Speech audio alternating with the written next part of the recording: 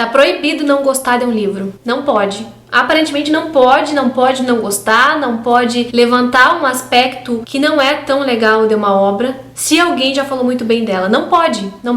E mesmo se alguém não falou muito bem, mas se ela tem um papel, tem um espaço muito consagrado no imaginário popular, não pode falar mal do livro. Por quê? Por que a gente reage tão mal a uma crítica? Por que a gente não sabe lidar quando alguém menciona qualidades negativas de uma obra? É sobre isso que a gente vai conversar no episódio de hoje do quadro Literatura em Debate. Eu tô aqui usando esse recurso seríssimo que é o meu diploma acadêmico. Não, mentira. Eu tô usando aqui, ó, a camiseta da Lara, a melhor amiga do Jorel, pra mostrar, né, a seriedade desse vídeo e tentar fazer essa referência a uma coisa da cultura popular pra trazer pra discussão com vocês. Por que eu tô com a camiseta da melhor amiga do Irmão do Jorel? O Irmão do Jorel é um desenho, tá? Pra quem não sabe, é um desenho animado e tem essa personagem aqui, que é a Lara, e uma vez eu apareci com essa camiseta nos stories lá no Instagram, inclusive se vocês não me seguem, sigam, tá aparecendo aqui na tela pra vocês a minha arroba, e a minha amiga Bárbara disse, tu tem que gravar um vídeo com essa camiseta porque ela é ótima.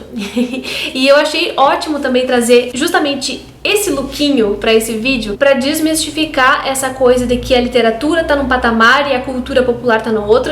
Tanto é que pra mim não faz o menor sentido separar a literatura da cultura popular. É uma coisa absurda que a gente ainda faça essa diferenciação, tendo a literatura como algo superior, algo que só seletos conseguem acessar, porque isso já passou, esse momento felizmente já passou. Eu acredito que a gente já avançou muito como sociedade nesse aspecto, no que diz respeito, né, ao acesso à educação. Então assim, literatura já não é mais pra estar no pedestal e hoje nós vamos tirar ela do pedestal. Dá sim pra não gostar de um livro, dá pra fazer crítica aos livros, que eles não são seres, entidades superiores, que não estão aí pra julgamento. E é isso que eu vou tentar fazer nesse vídeo de hoje. Mas antes de mais nada, se está chegando agora no canal, seja muito bem-vindo. Muito obrigada pela companhia. Aproveite para dar uma olhadinha no conteúdo que eu produzo por aqui. Se gostar, se inscreva, que isso é muito importante. Deixa um joinha e compartilhe esse vídeo com quem também gosta de ler, porque isso ajuda muito na divulgação e no crescimento do canal. Esse é então mais um episódio do quadro Literatura em Debate e dessa vez eu vou falar sobre alguns livros sim, em específico, e eu imagino que algumas pessoas vão se remexer na cadeira quando eu mostrar esses livros, mas calma, tá? Respira fundo, vem junto comigo, vamos pensar junto sobre isso, porque é um assunto realmente muito importante que vale a pena ser discutido em grupo. Então hoje a gente vai conversar um pouquinho sobre o Torto Arado, o aclamadíssimo Torto Arado, e um outro aclamadíssimo também, que é Um Defeito de Cor. O que esses dois livros têm em comum? Eles são livros que fizeram muito sucesso com o público desde que eles foram lançados e que a maioria das pessoas que lê geralmente elogia. Então é partindo desses dois que a gente vai conversar. Mas eu acho que a primeira coisa que precisa ficar clara é a seguinte: por que as pessoas têm tanta resistência para falar negativamente de alguma coisa de um livro? Por que as pessoas têm resistência a essa crítica que a gente pode eventualmente fazer sobre uma obra? Eu vou apresentar para vocês a minha hipótese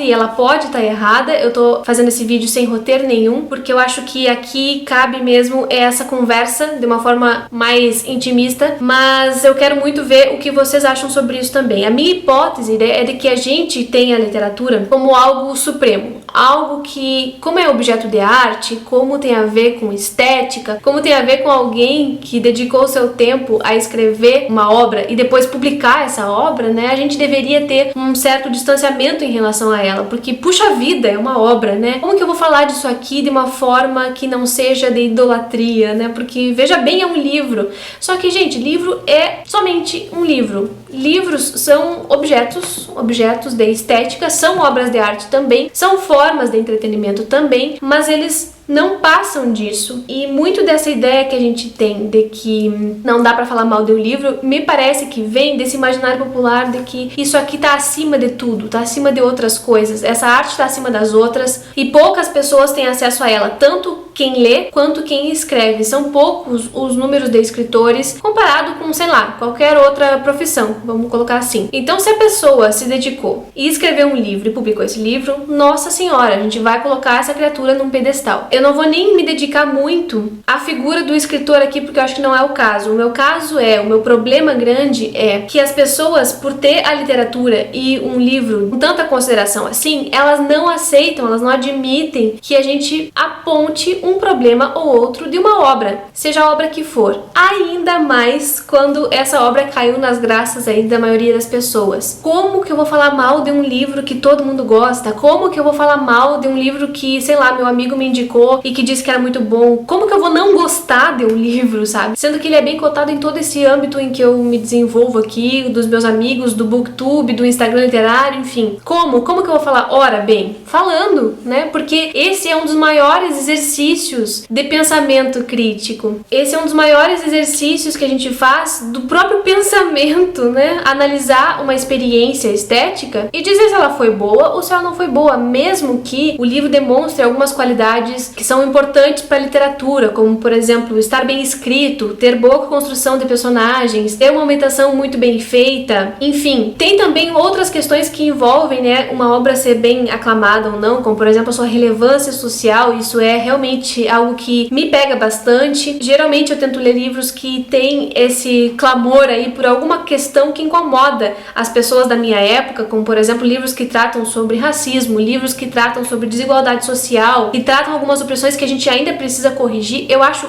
muito interessantes essas obras, mas ainda assim, mesmo que um livro tenha todas essas qualidades, que ele esteja literariamente bem construído e que ele tenha um tema relevante e que a maioria das pessoas goste, mesmo assim eu tenho o direito de não gostar de um livro, assim como vocês também têm. Então isso vale também para pensar quando a gente tá aqui desse lado indicando livros para vocês. Eu posso indicar livros que eu acho maravilhosos, mas vocês não têm que achar maravilhosos também. Claro que a gente pode ter um gosto muito parecido, e eu tenho gosto parecido com muitas amigas minhas também que mantêm canais aqui no YouTube. Isso é ótimo, é sempre reconfortante, mas não quer dizer que a gente precise necessariamente gostar de uma obra, se sinta pressionada a gostar e a elogiar só porque alguém mais elogia e alguém mais gosta, sabe? Isso não faz o menor sentido, porque cada objeto de arte vai dialogar com a pessoa de uma forma determinada, partindo de todo o pressuposto que a pessoa tem, do conhecimento do mundo, das experiências, da vida, vai bater de um jeito diferente para cada um. Isso vale para obras de arte como pinturas, vale também para música e vale, claro, para literatura. E claro que na teoria a gente sabe, ninguém é obrigado a gostar de nada, tudo bem se não gostar de um livro, não, eu super entendo que tem gostos diferentes, a gente sabe disso na teoria. Só que quando a gente vê alguém falando que um livro X tem problema, a gente se contorce na cadeira, a gente fica incomodado, a gente começa a escrever um comentário aqui no YouTube dizendo: olha, eu acho que não, hein, eu acho que tu leu errado, eu acho que tu não conseguiu captar a mensagem do autor, ou eu acho que deveria ler novamente, acho que deveria dar uma nova chance, claramente tu não viu tudo que podia ver. Gente, não,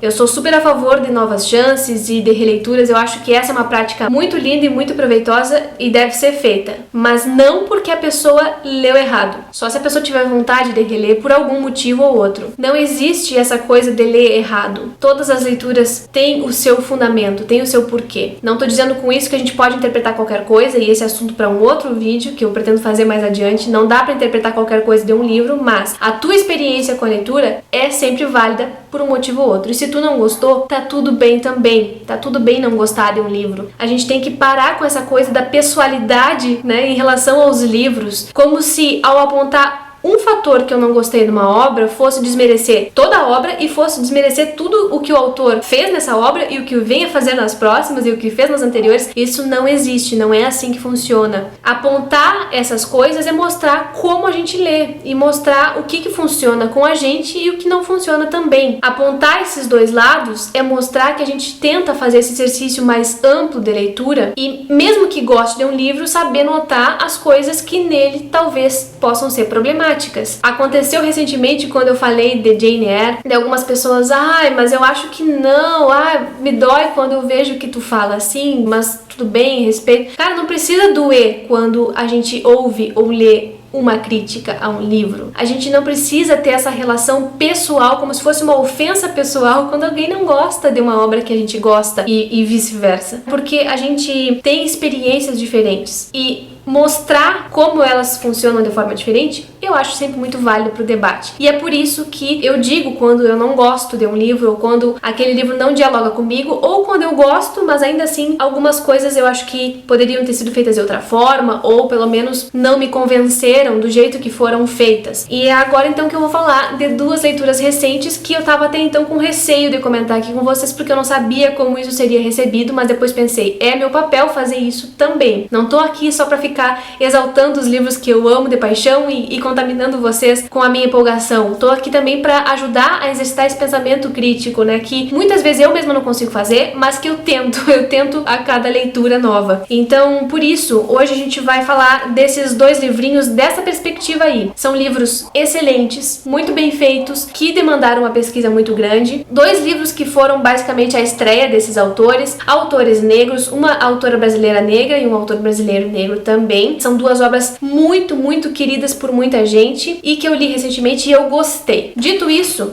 vocês já podem ficar tranquilos e relaxar na cadeira aí ou no sofá, ou seja lá onde vocês estão me assistindo. Eu gostei dessas duas obras, mas eu não acho que elas são perfeitas. Esse é o ponto do vídeo. É sempre muito delicado falar isso, mas eu vou tentar explicar. A primeira que eu vou comentar aqui é um defeito de cor, que eu participei de uma leitura conjunta feita pelo Humberto do Primeira Prateleira e foi de março até maio. Gostei muito dessa experiência da leitura. Acho que ele é um livro riquíssimo em informação histórica sobre o Brasil, sobre o trânsito que havia entre Brasil e África, sobre a própria vida na colônia aqui no século XIX, a independência do Brasil, as lutas para transformações sociais, a própria vida dos escravizados e as lutas que eles travaram. Então tem muita coisa extremamente relevante nesse livro e é por isso que eu gosto dele. Mas tem coisas nesse livro que me irritaram profundamente e são coisas que não têm a ver com o tema, mas sim com a escrita da autora. Como, por exemplo, algumas repetições que ela usa como recurso estilístico mesmo. Ela faz por gosto isso e me incomoda profundamente. Algumas palavras que ela escolhe usar e que não fazem parte do vocabulário da época e que, por mais que tenha sido pensado, eu não consigo aceitar de uma forma boa isso, porque me soa anacrônico, né? Não tem como uma pessoa do século XIX, por exemplo, falar com você, por mais que talvez tenha em algum momento ocorrido essa palavra naquela época. Ainda assim, gente, tudo o que a gente estuda e o que a gente vê sobre o século XIX não tem essa palavra no vocabulário. Então isso vai me deixando cansada. Fora algumas coisas que ela faz, como um desvio para contar coisas que a gente vê claramente que foi porque ela fez uma pesquisa extensíssima, né? Uma pesquisa vasta sobre a escravidão e ela queria muito compartilhar. Eu acho que é maravilhoso que a compartilhe, mas talvez a forma não tenha sido a mais adequada. E é por isso que eu demorei tanto para falar sobre esse livro, porque eu acho que ele é um livro importante, relevante socialmente falando, com temas que a gente precisa debater ainda hoje, mas que como um objeto estético, como uma obra de arte, como literatura, ele não me chama muito a atenção, tanto na escrita como nesses probleminhas de linguagem, assim, no estilo narrativo e nas escolhas de linguagem. O estilo narrativo dele é completamente direto, como se fosse uma coisa documental, como se a autora tivesse, sei lá, usado coisas de jornal para escrever, sabe? E não tem aquele trabalho com a linguagem que eu tanto gosto na literatura. Isso não é um problema em si, porque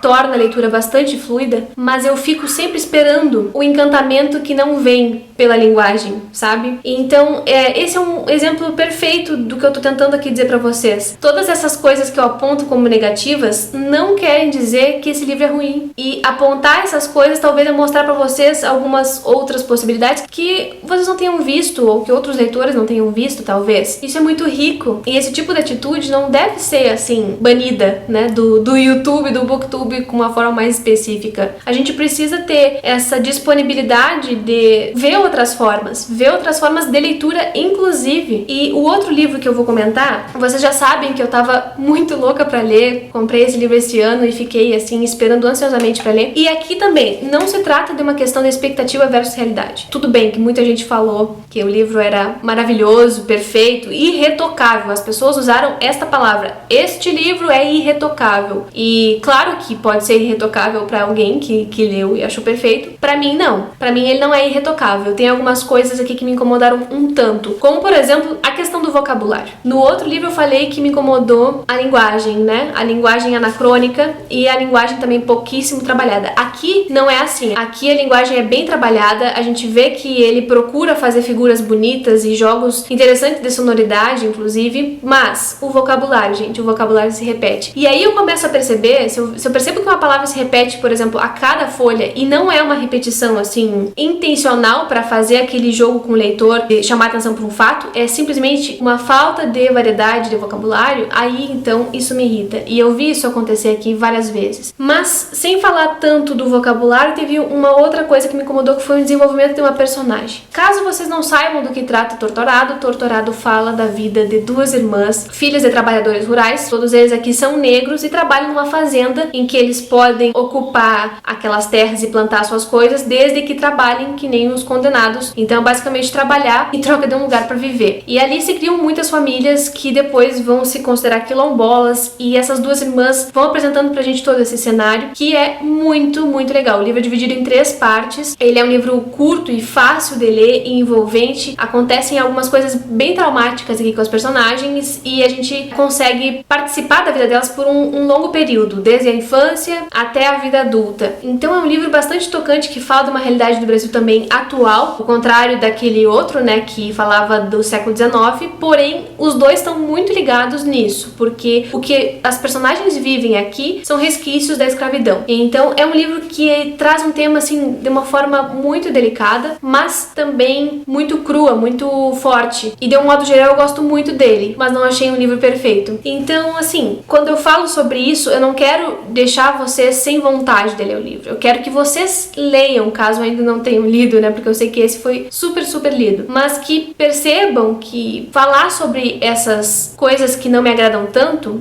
é uma forma de exercitar a análise, de exercitar um olhar cuidadoso para a obra, exercitar a crítica de um modo geral.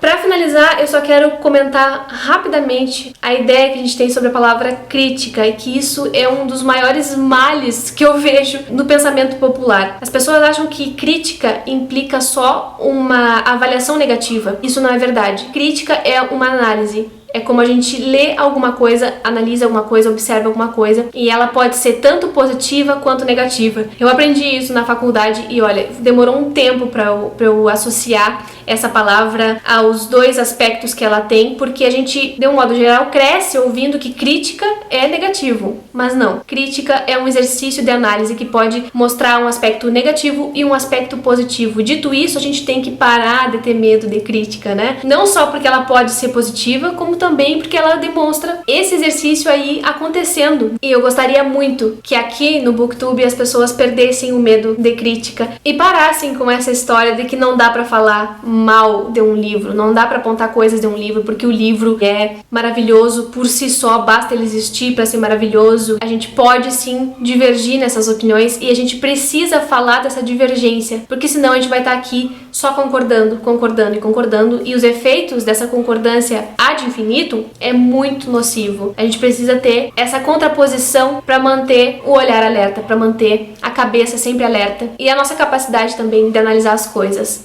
Eu espero que esse vídeo tenha ficado claro, que vocês não tenham se ofendido de nenhum modo, porque isso não é uma crítica direta a ninguém, é simplesmente um convite para a gente repensar a nossa relação com as leituras que a gente faz e com a forma como a gente reage às críticas que se faz às nossas obras favoritas também. Eu espero que a melhor amiga do irmão do Joel tenha ajudado nesse debate para deixar ele um pouquinho mais leve, apesar de eu ter trazido alguns temas que são difíceis às vezes de conversar, e que a gente tire a literatura desse pedestal, porque lá longe ela não nos serve de nada. A gente precisa dela aqui perto, numa relação bem direta, para que ela possa realmente cumprir o seu efeito de abrir os nossos horizontes.